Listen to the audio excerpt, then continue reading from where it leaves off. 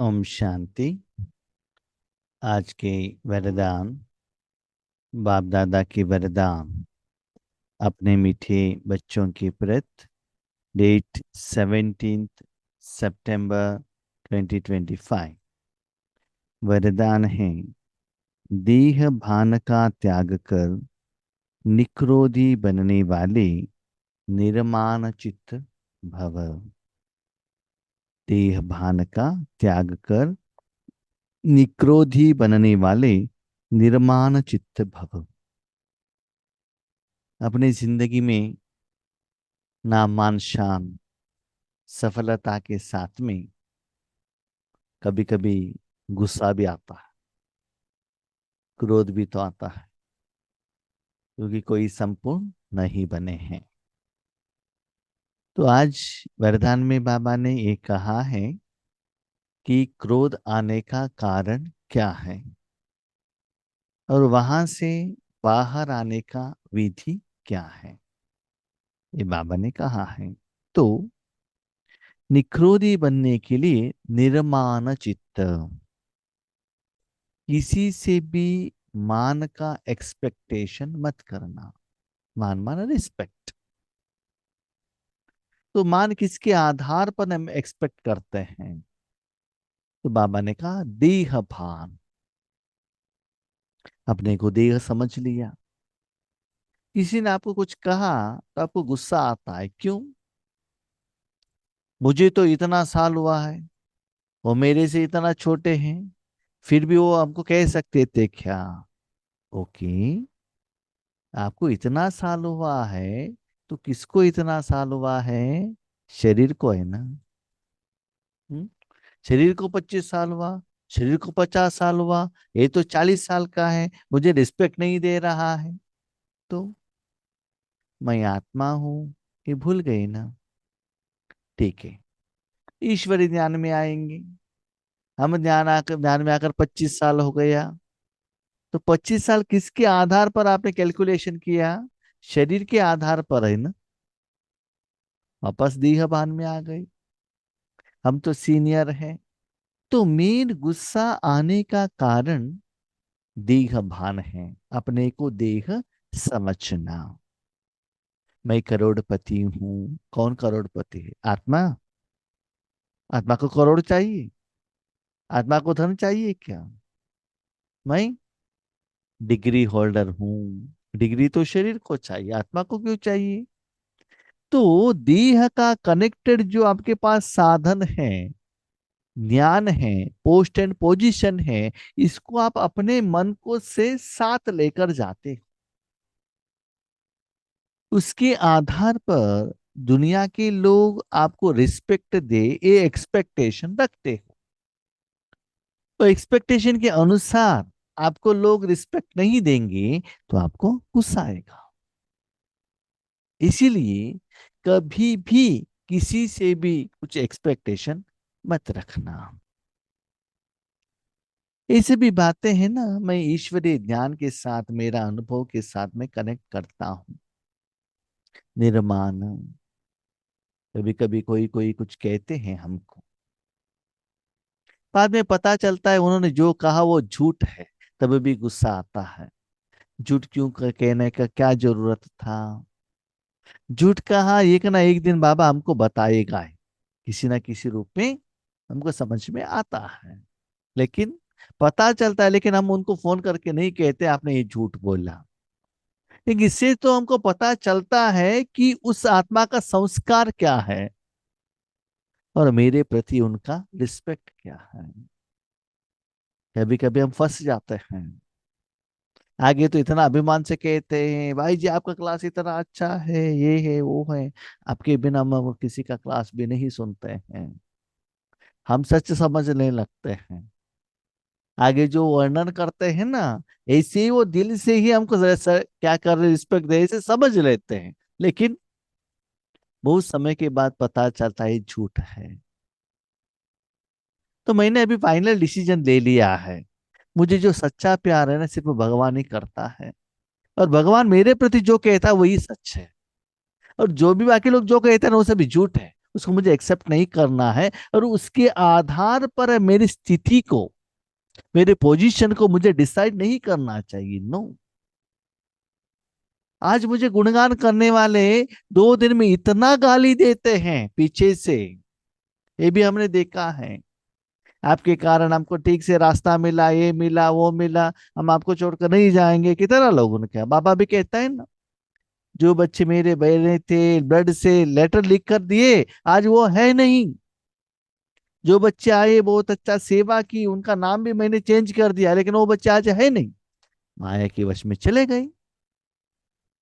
तो मनुष्यात्माओं का जो भी आपके प्रति जो बात रहता है ना, स्पेशली रिस्पेक्ट, मेरा अनुभव के आधार पर मैं कह रहा हूं, झूठ है, सच्चाई नहीं है। इसलिए उसके आधार पर अपना जिंदगी का फाउंडेशन बिल्डिंग खड़ा मत कीजिएगा। इसलिए किसी भी रूप में मान का एक्सपेक्टेशन चित्त में, बुद्धि में मत रखना। ठीक है, उन्होंने मान दिया तो ओके, नहीं दिया तो भी कोई प्रॉब्लम नहीं, मुझे उसका कुछ जरूरत नहीं है, क्योंकि मैं जो काम कर रहा हूं परमात्मा के लिए कर रहा हूं। मुझे सैलरी परमात्मा दे रहा है। मैं कितना ठीक हूं या गलत हूं, मुझे वो फाइनल रिजल्ट्स देने वाला, मार्क्स देने वाला, सैलरी देने वाला, प्रमोशन देने वाला भगवान है। मुझे भगवान के लिए काम करना है, कोई मनुष्यात्माओं के आधार पर नहीं। मैं जब बेंगलुरु में कंपनी में था तो कंपनी के ओनर के लिए मुझे काम करना है, कस्टमर के लिए नहीं, वहां के लेबर के लिए नहीं, वहां के ड्राइवर के लिए नहीं। मुझे अपॉइंटमेंट किसने किया? ओनर ने किया है ना। वो जो कहते हैं उसके अनुसार मुझे कर्म करना पड़ता है ना, मालिक के अनुसार। तो मेरा मालिक कौन? भगवान। तो मुझे क्या करना है, क्या नहीं करना है, तो मुझे भगवान डायरेक्शन देता है। तो उसके अनुसार मैंने कर्म किया कि नहीं किया। तो भगवान के आगे हम जाते हैं तो आत्मा बनकर जाते हैं ना। तो यहाँ कर्म क्षेत्र में आते हैं तो देहभान में आ जाते हैं। इसलिए बाबा कहते हैं क्रोध आ जाता है। इसलिए देहभान को त्याग करो। मैं देह हूं, इस स्मृति को छोड़ दो, तो कोई भी मान का एक्सपेक्टेशन आपको नहीं होता है। तो क्रोध आने का परसेंटेज कम होता है।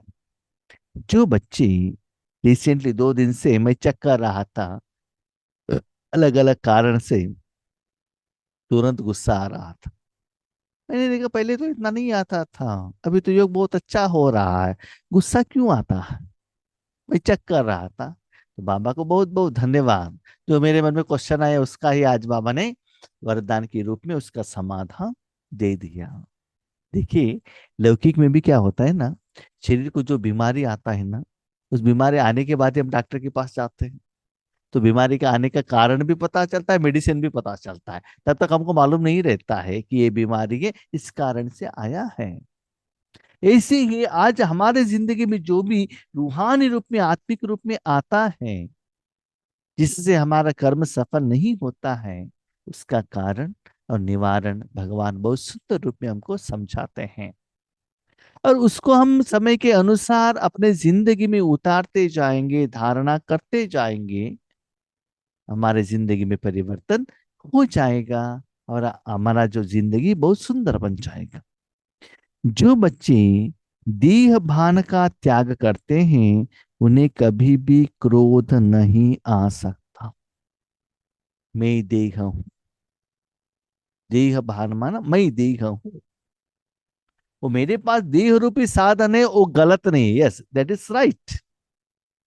आत्मा के साथ शरीर है, वो स्त्री का हो पुरुष का हो, ठीक है, वो यथार्थ है, विधि है, राइट। लेकिन मैं देह हूं, ये समझना गलत है ना। तो देह भान को त्याग करो, तो कभी भी क्रोध नहीं आ सकता। क्योंकि क्रोध आने के 2 कारण होते हैं। एक, जब कोई झूठ बात करता है, आपके सामने कोई झूठ कहता है, ठीक है, उस समय आपको मालूम नहीं है, थोड़े समय के बाद पता चला उन्होंने आपसे झूठ बोला, तब आपको क्या होता है? गुस्सा आता है, झूठ क्यों बोलना चाहिए था।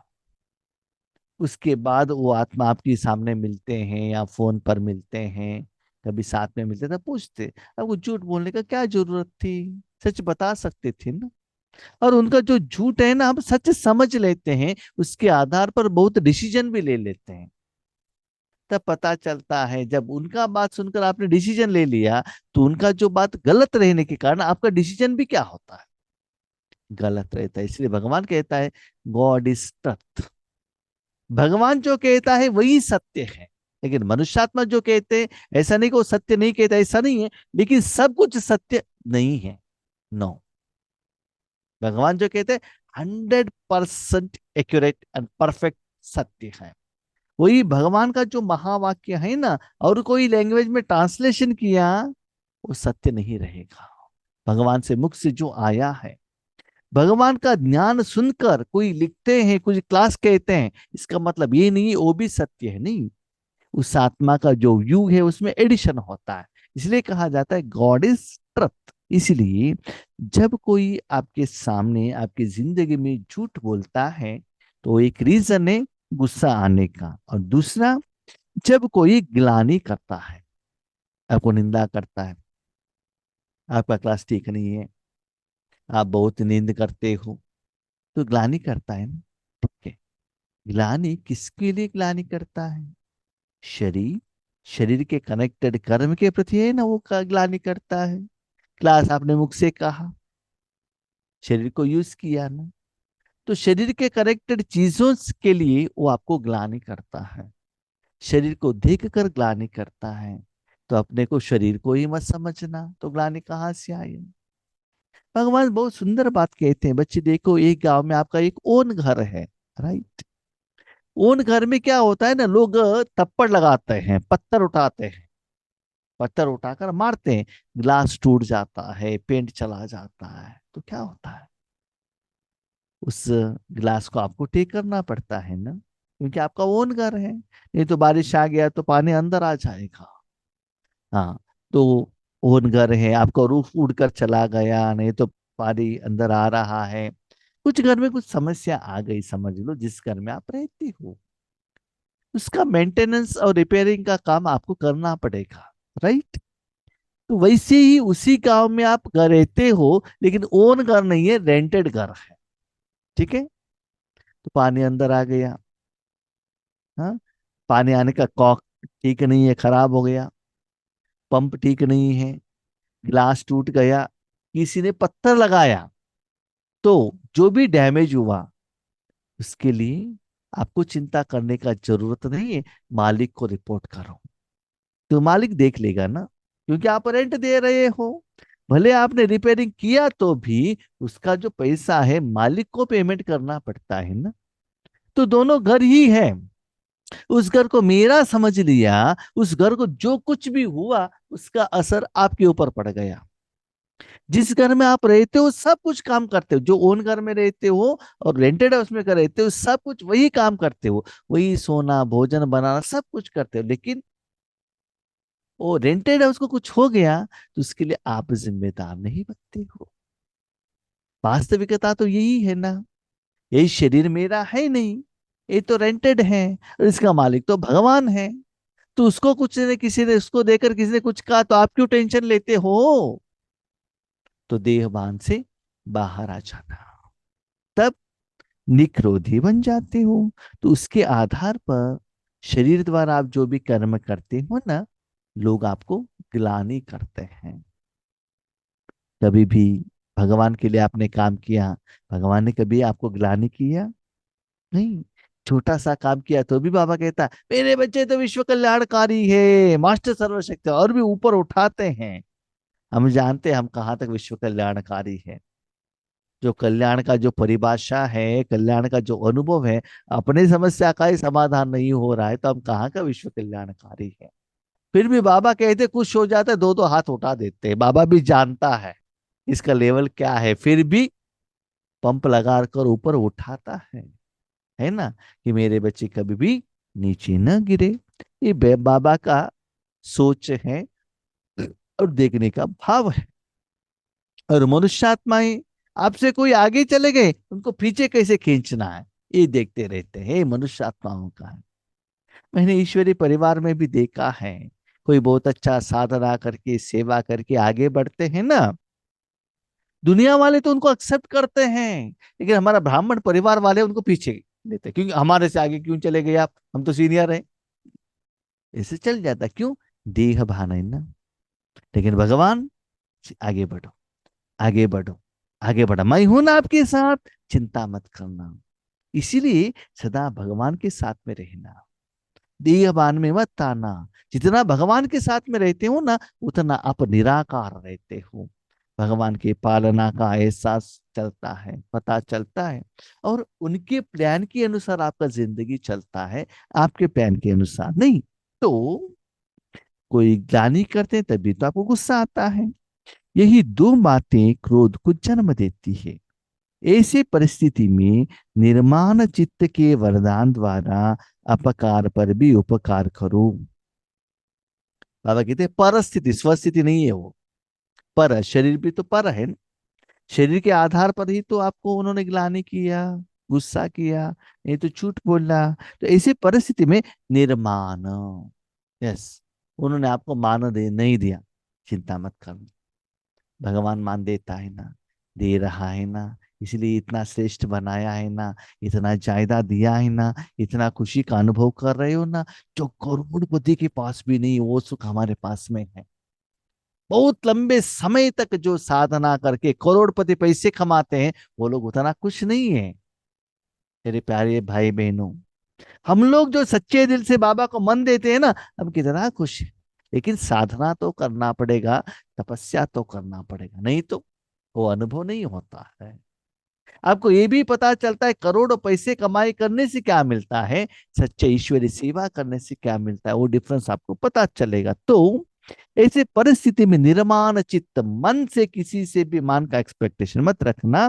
ये वरदान द्वारा अपकारी पर भी उपकार करो। कोई आपको अपकार कर रहा है, अब उसका कल्याण हो, उसको अच्छा हो, ऐसे उनके प्रति अच्छा संकल्प रखना। गाली देने वालों को गले लगाओ। कोई गाली देता है तो गले लगाओ, गले लगाओ मतलब स्कूल में जाकर गाली देने के टाइम पर गले लगाएगी तो और एक थप्पड़ मिलेगा। कोई बुक से गाली दे रहा है ना, उस समय आप उसको जाके गाली लगा गले लगाएंगे तो क्या होगा, इसका मतलब मन से।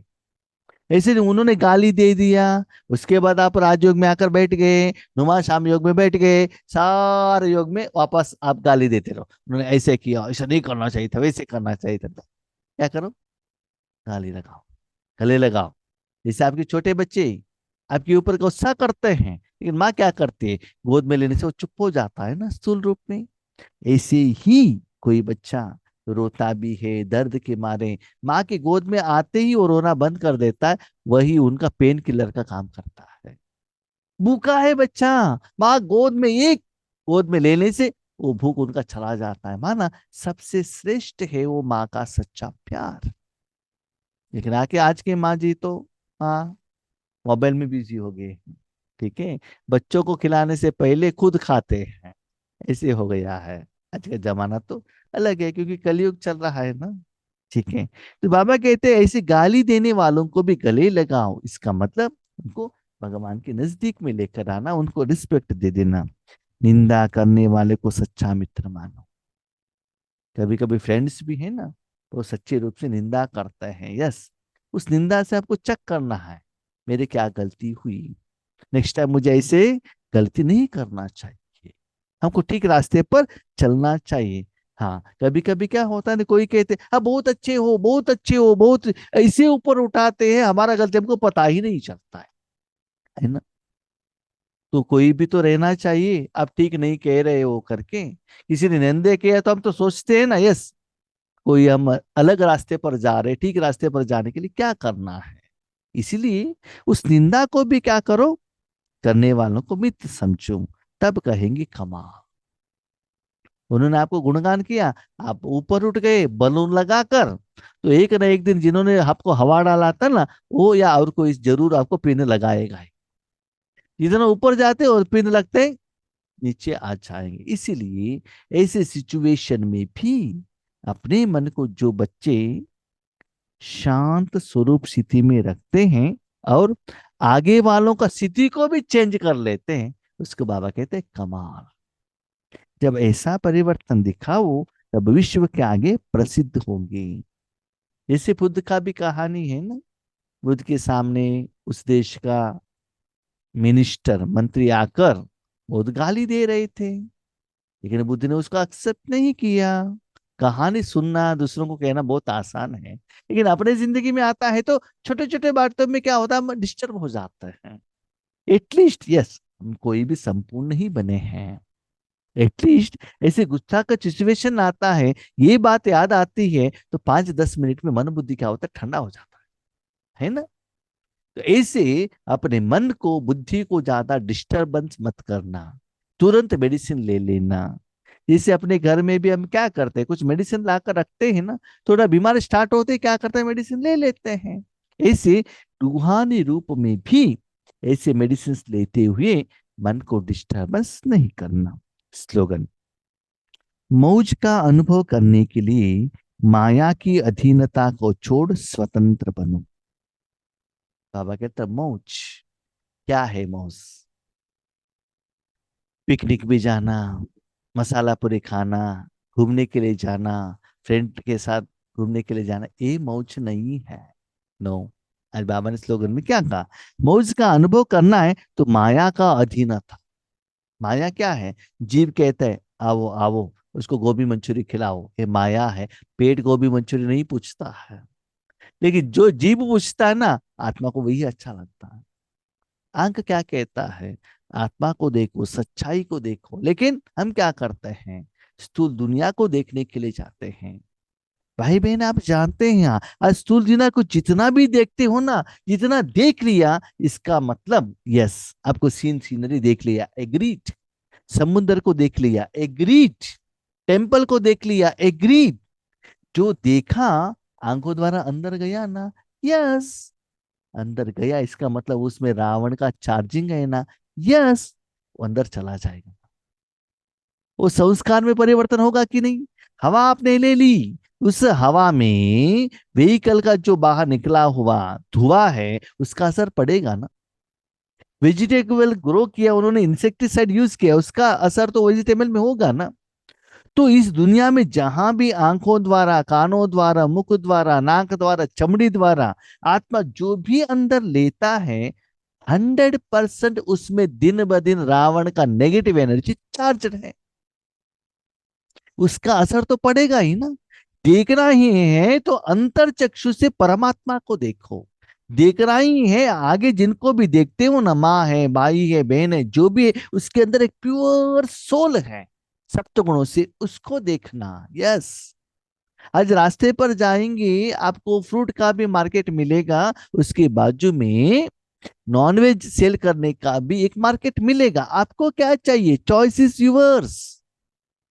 इसीलिए अंदर का जो सत्य, आंखों से देखना, भगवान की बातें सुनना, ये है सच्चाई है।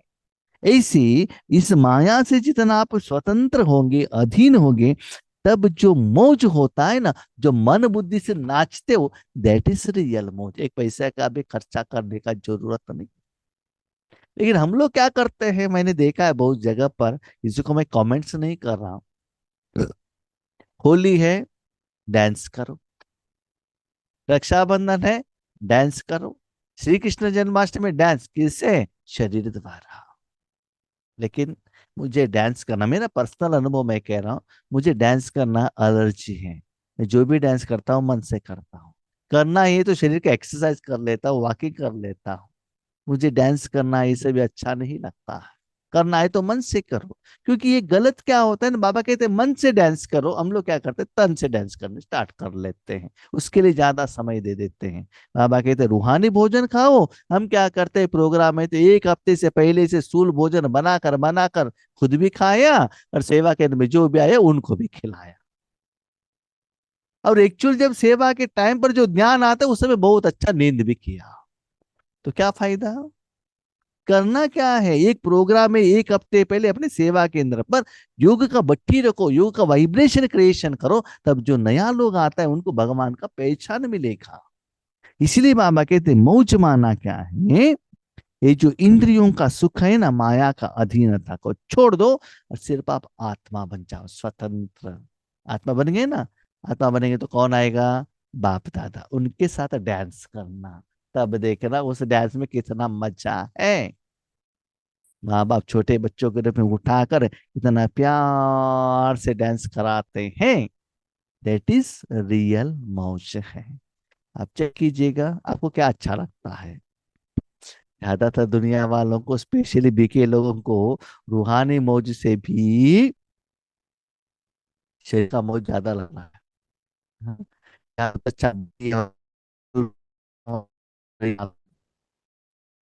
हाँ,